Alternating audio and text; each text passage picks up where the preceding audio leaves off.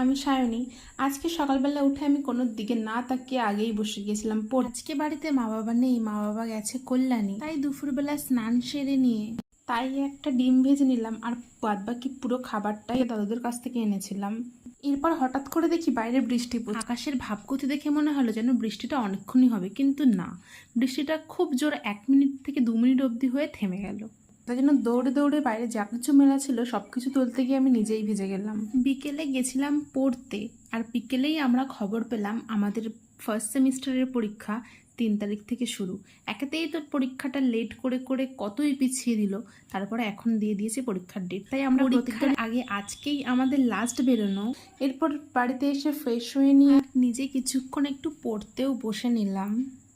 তারপর রাতের ডিনারটা সেরে নিলাম। আজকের ভিডিওটা এই পর্যন্তই। ভালো লাগলে লাইক অ্যান্ড সাবস্ক্রাইব করে দিও। টাটা সবাইকে।